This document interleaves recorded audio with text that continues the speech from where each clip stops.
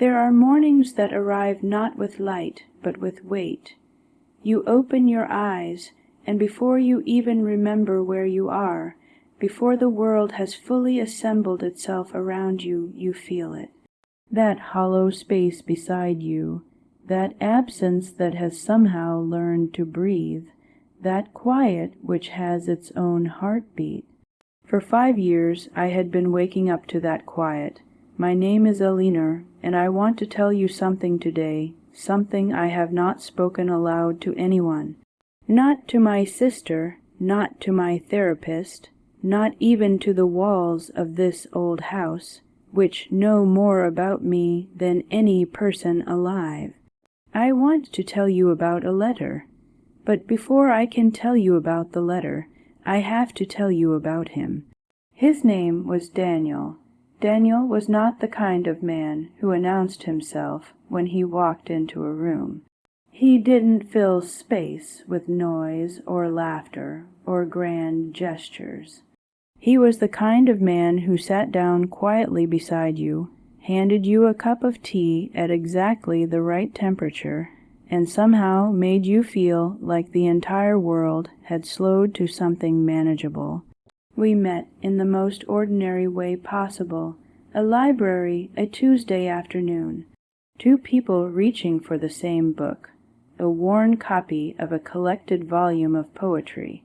At the same moment, fingers almost touching on the spine. I pulled back. He smiled, and that smile, I don't know how to describe it, except to say that it was the most unguarded thing I had ever seen on another human face.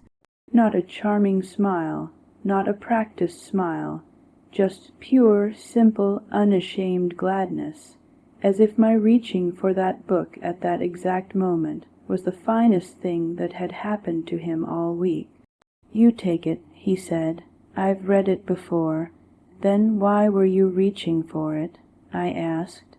He thought about that for a moment, genuinely thought about it, the way he always did with every question, no matter how small. "I suppose I just wanted to hold it again," he said.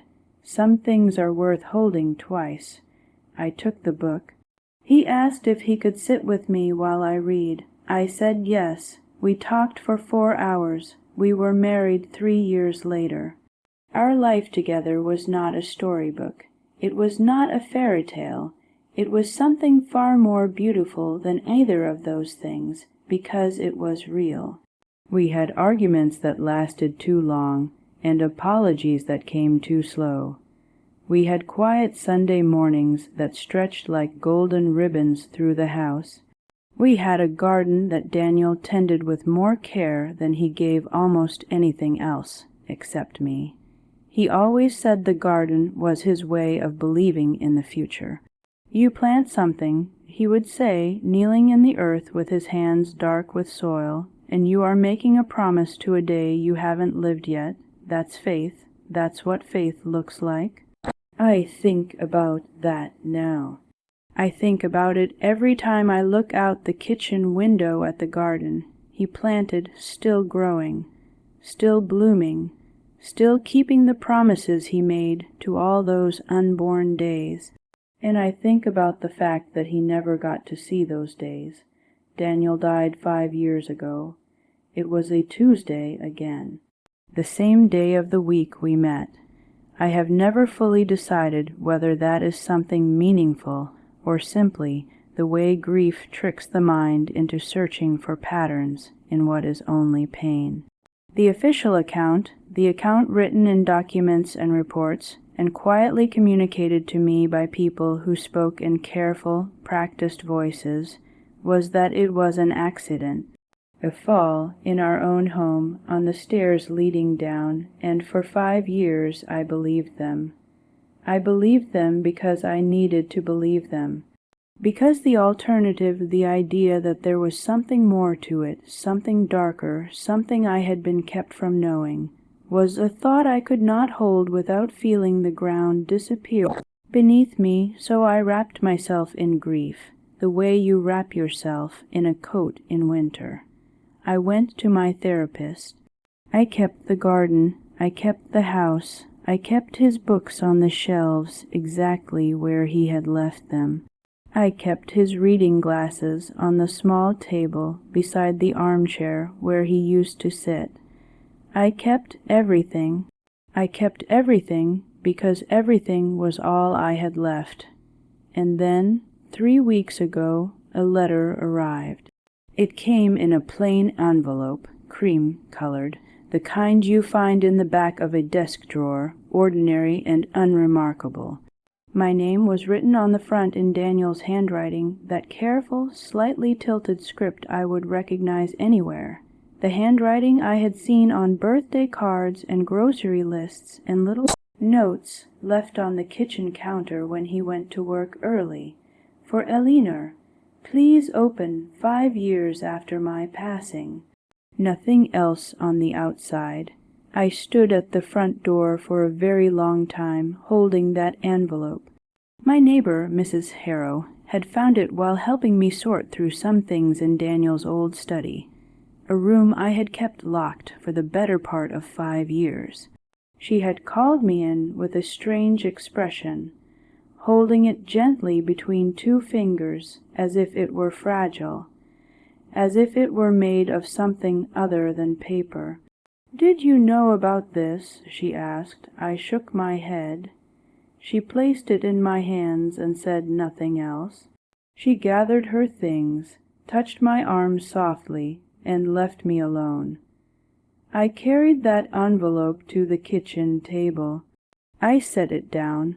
I made tea chamomile, Daniel's choice for evenings, and I sat across from it for a long time, just looking at the shape of my name in his handwriting. 5 years after my passing. He had written this before he died. He had sat somewhere at his desk, perhaps, or perhaps at this very table, and he had written my name and these words, and he had sealed it, and he had placed it somewhere I would not find it for 5 years. He had known something. I don't know when that understanding arrived exactly. Somewhere between my second cup of tea and the falling of the evening light through the window, it settled into me like a stone dropping slowly through still water. He had known something. He had needed me to find this, but not yet, not until enough time had passed, not until I was, in some way, ready. And I understood him well enough to know that he would not have done this to cause me pain. Daniel was not a man who inflicted pain. Every decision he made was turned over carefully, examined from all angles, weighed against the question he always asked himself, "Is this kind? Is this true? Does this serve the people I love?" Whatever was in this letter, he believed I needed to know it, and he believed I needed 5 years before I could bear it. That night I did not open it. I carried it to the bedroom and set it on his side of the nightstand. I lay awake for a long time in the dark, looking at the pale shape of the envelope in the dim room. And I talked to him, the way I used to talk to him in the dark, quietly, just the 2 of us. "I'm not ready yet," I said. "Give me a little more time." The house was quiet, the garden rustled softly outside, and somehow, impossibly, I felt heard. I gave myself 2 more weeks, 2 weeks of carrying that knowledge. There is something in that envelope, and it will change things while going about the ordinary rhythms of my days. Making breakfast, walking to the corner market, sitting in the garden in the late afternoon light, with a book open in my lap, and my eyes barely moving across the page. I called my sister, Clara, twice during those 2 weeks. I didn't tell her about the letter. I didn't know how. I just wanted to hear her voice, that warm, steady, slightly exasperated voice that has grounded me since childhood. "You sound strange," she said during the second call. "I'm all right." I told her. She didn't push. She knew me well enough to know that I would come to her when I was ready. She always has, And then, on a quiet Thursday morning, 3 weeks after Mrs. Harrow had placed that envelope in my hands, I woke up and I knew. Today was the day. I want to try to describe to you what it feels like to open a letter from someone you loved who is no longer living. It is not like opening any other letter. It is not even like reading their old messages or finding a card they once gave you. Those things carry memory, but they were not intended for this moment. They belong to a past that has already been lived. This was different. This letter was written for now, for this specific morning, 5 years after he left. He had composed it with the future in mind, with my future in mind, and there is something almost unbearable about that. The tenderness of it, the faith it represents. That a man, in whatever darkness he was facing when he wrote it, had taken time to think about who I would be on the day I finally opened it, and had written to that version of me. My hands were shaking when I picked it up from the nightstand. I carried it to the kitchen. I needed light, good light, and the kitchen in the morning has the best of it. That warm early light that falls through the east window and pools on the wooden table, like something holy. I sat down. I made no tea this time.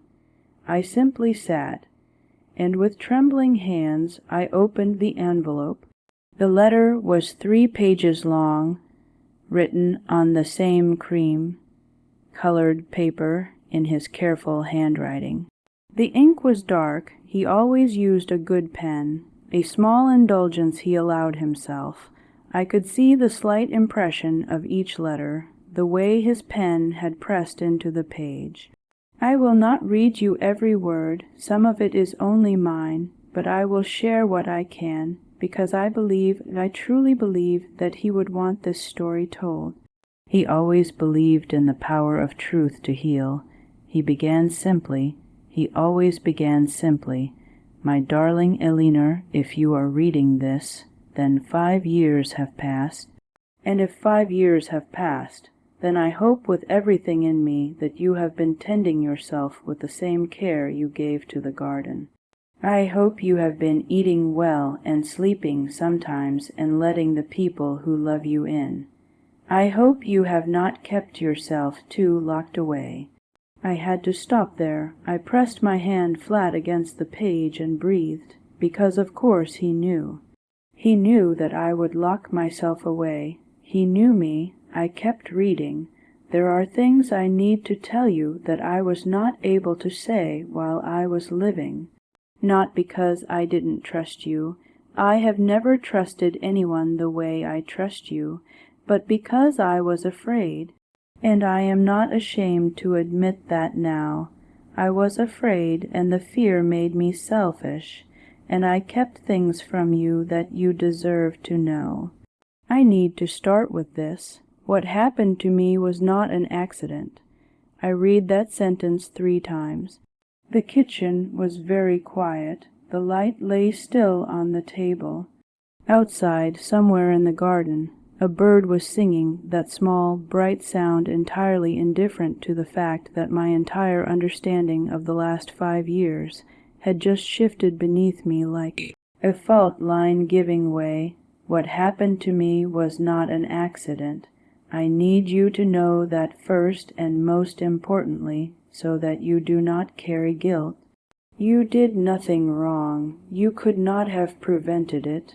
What happened was the result of choices I made, choices made out of love, out of what I believed was protection, and the consequences of those choices found me, as consequences always do.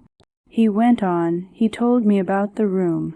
I had known, in a vague and distant way, that there was a cellar beneath the older section of the house. The house was old. Parts of it predated our ownership by many decades, and there was a door at the back of the storage room that I had always assumed led to nothing more than a crawlspace. Daniel had told me once, early in our time in the house, that it was sealed off, that there was nothing down there, that it was just old architecture. I had never questioned it. Below the house, he wrote, there is a room, a proper room. It is accessed through the door in the back of the storage room, which I told you was sealed. It is not sealed. I maintained it. I need you to go down there, Elinor. I need you to see what is there, because words will not be sufficient. He described what I would find. He explained carefully and with the kind of thorough precision that was so entirely him, how to open the door, what was inside, and what it meant. And then he explained everything else. I am not going to share the details of what he wrote regarding the circumstances of his death. It is not mine to share fully, and there are other people involved, people who have since faced their own reckonings, though I did not know this until later. What I can tell you is that Daniel had, in the years before his death, been quietly holding something, a weight, a burden, a secret that had been placed upon him by circumstances beyond his control. He had been trying to protect something. He had been trying to protect me. I am sorry, he wrote, for all the ways that protecting you required keeping you in the dark. I have wondered so many times whether I made the right choice, whether the weight I carried alone was heavier than what we might have carried together. I don't know the answer to that. I'm not sure there is an answer. I only know that every decision I made came from the same place, from the absolute certainty that you were the most important thing in my life, and that nothing mattered more than you being safe. He closed the second page with something that undid me entirely. The garden is for you. I planted everything you love. Even things that won't bloom for years. I planted them for the years I knew I wouldn't be there for, so that something from my hands would still be reaching toward you. When something new comes up that you don't remember planting, it's from me. That's my way of still bringing you things. I had to put the letter down. I sat with my face in my hands for what might have been 10 minutes, or might have been 30. The bird outside had stopped singing. The light on the table had shifted slightly westward, as light does, as time does, as everything does with or without your permission. And then I composed myself not because I was done, not because the emotion had passed, but because there was still a third page, and I owed it to him to read every word. The third page was shorter. Go down to the room, Elinor. Not today. I don't expect you to do it today. Go when you're ready. Take Clara with you if you want, or go alone if you need to, but go. What's down there is for you.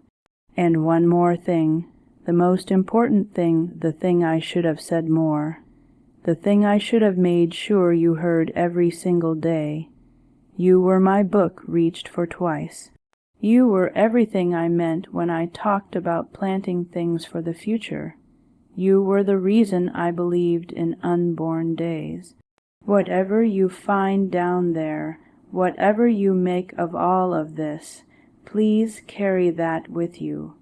Please let it be the thing that doesn't change.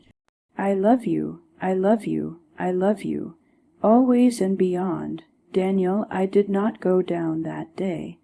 I folded the letter back into its envelope and held it against my chest for a long time, the way you hold something when you are not sure whether to keep it close or set it free. And then I placed it very carefully in the drawer of my nightstand, and on my side this time, and I called Clara. I told her everything. She was on a train within the hour. Clara arrived at 7 in the evening with a bottle of wine she didn't open, a box of the biscuits I've loved since childhood, and that particular expression she wears when she is frightened, but is determined not to show it. She held me for a long time at the door without saying anything. That is the gift of someone who has loved you all your life. They know when words are not the instrument. We sat at the kitchen table, and I showed her the letter. She read it slowly twice. When she finished, she set it down and looked at me with those steady gray eyes of hers and said, "Whenever you're ready, not before. Tomorrow," I said. "In the morning with good light," she nodded. "Then tonight we eat biscuits and you tell me something good about him, something I haven't heard." So I did. I told her about the Tuesday in the library. I told her about the 4-hour conversation. I told her about how he proposed not on a beach or in a restaurant, but in the garden on an ordinary Saturday, looking slightly disheveled and holding a ring he'd been carrying in his jacket pocket for 3 weeks, waiting for what he described as the right ordinary moment. I told her things I'd never told anyone, small things, the particular small things that make up the architecture of a shared life. Clara laughed in the right places and was quiet in the right places, and by the time we went to bed, something in me felt, if not lighter exactly, then more held, more accompanied. The next morning we went down. The door in the back of the storage room opened exactly as Daniel had described. There was a latch hidden behind what appeared to be a fixed shelf, and when you pressed it in a particular way, the shelf swung gently outward and revealed the door behind. I pressed the latch. I heard the mechanism release. Clara was standing just behind me, close enough that I could feel her presence. She didn't say anything. She simply placed her hand on my back, not pushing, not guiding, just there. I opened the door. There were wooden stairs, old ones, but solid. Daniel had maintained them, as he had maintained everything he touched. There was a light switch just inside the door, and the light that came on below was warm, a lamp, not a bare bulb. I went down. The room was small, perhaps as large as a generous bedroom. The walls were stone, old stone, the original foundation of the house, and the ceiling was low. But it was not a frightening space. It was not what your imagination might conjure when you think of a hidden room beneath a house. It was beautiful, in the quiet, careful way that Daniel made everything beautiful when he gave it attention. Along one wall, shelves, built carefully, painted a soft cream color and lined with things. Books, but not just any books, my books, the ones I had mentioned over the years and never found, or had loved and lost, or had talked about wanting. Every title I had ever said I wished I could read again. He had been collecting them. For years, quietly, he had been building this. On a small table in the center of the room, a wooden box. Inside the box, in neat, labeled envelopes, letters. One for every birthday I would have after his passing. Year 6, year 7, year 8, all the way to year 25. Each one sealed, each one labeled, each one waiting, birthday letters. For every birthday I would have without him, he had written me a letter. Clara, who had come quietly down the stairs behind me, made a sound that was not quite a word. I think I did too. The kind of sound that is not sadness exactly, but is something that encompasses sadness and love and wonder and devastation all at once. Something the human throat produces when the heart has run out of categories. Against the far wall there was one more thing, a painting, our garden. Large canvas, painted with real skill. I had not known Daniel could paint. And later I would discover that he had taken lessons in secret, a year before he died, from a local artist. The painting showed the garden in high summer, the roses and the lavender and the apple tree at the back. and in the garden, barely visible, a figure, a woman sitting with a book in her lap, her face tilted slightly upward toward the light. Me, he had painted me into the garden he planted for the years he wouldn't see. Beneath the painting, on a small card in his handwriting, "You are still here, you are the garden, bloom." I am going to tell you where I am now. It has been 3 weeks since Clara and I went down to that room. We brought the painting up first. It is hanging now in the hallway, where the light falls on it each afternoon. I bring the birthday letters up one at a time, on my actual birthday, on the actual day. I don't open them early. I don't cheat. He asked me to open the original letter after 5 years, and I honored that, and I will honor these too. The room beneath the house is still there. I have cleaned it and added a small chair. I sometimes go down there to read, surrounded by the shelves he built and the quiet he prepared for me. It is, in its strange way, one of the most peaceful places I know. As for the truth of what happened to Daniel, the part I cannot share fully here, I will only say that there were people who knew more than they said. Time has a way of settling those things, or at least of removing them from the center of your daily life, and that is where I find myself now, not without pain, not without questions that still sit uneasily in the corners of quiet evenings, but no longer consumed by a grief that was built on an incomplete story. There is, I have found, a difference between mourning someone you lost and mourning someone you understand you lost. The second is harder and more honest, and somehow more livable. I talk to Daniel still. I talk to him in the garden, mostly. I tell him what is blooming, and what has struggled, and what surprised me by coming up in a corner where I didn't expect it. He plants things for years he hasn't lived yet. I am one of those things. I think about what he said "You were my book" reached for twice, and I understand it more now than I did when I first read it. We reach for things the first time out of instinct, out of recognition, out of some wordless knowing, and we reach for them a second time because we have already loved them, because we cannot imagine not reaching. He reached for me twice, in his way, the first time across a library shelf, the second time across 5 years of silence, in a letter, in a room below a house, in 20 years of birthday messages waiting to be opened, in a painting, in a garden full of promises. Some people love loudly. Daniel loved with architecture. He built things to last. I used to think that grief was the price you paid for love, a kind of tax, the bill that comes due at the end of something beautiful. I don't think that any more. I think grief is love with nowhere to go, and the work of it, the real work, is finding the places it can still go, down into hidden rooms, into birthday letters not yet opened, into gardens that bloom past the hands that planted them.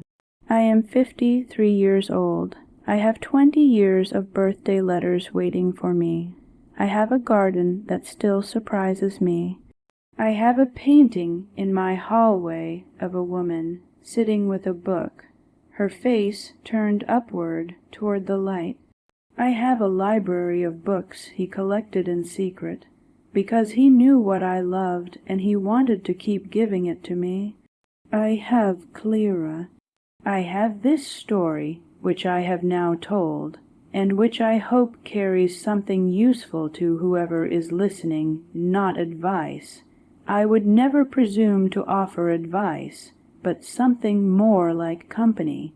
the company of another person who has sat at a kitchen table with a letter and trembling hands and the weight of 5 years of not knowing, and who has found on the other side of that not answers exactly, but something that looks like peace, something that looks very much like being loved. I went back to the library recently, the same library, Tuesday afternoon, because I am not afraid of Tuesdays any more. I walked to the section where we met. I found a copy of that poetry collection, a different edition, but the same book. I reached for it. I held it, and then I sat down at one of the tables, and I read it from the beginning slowly, the way he always said I should read poetry with your whole body, not just your eyes. Halfway through, I came across a poem that I am fairly certain he had bookmarked at some point. There was a faint crease in the page, the kind made by a careful hand, and at the bottom of the poem, in the margin, in pencil so faint I almost missed it. For Aline, for all the unborn days, he had been there, before me or after me or alongside me in some way I can't map. He had been there, and he had left something, and I found it. I held the book for a long time in the library light. Then I took it to the front desk, and I borrowed it, and I brought it home, and I set it on the shelf in the room beneath the house. He said some things are worth holding twice. He was right. He was right about everything. Soft piano music returned slowly rising, then fading gently like the last light on a garden at the end of a long summer day. Thank you for listening. If this story reached something in you, a memory, a person, a feeling you didn't know you were still holding, then please take a moment with that. Some things deserve more than a passing second.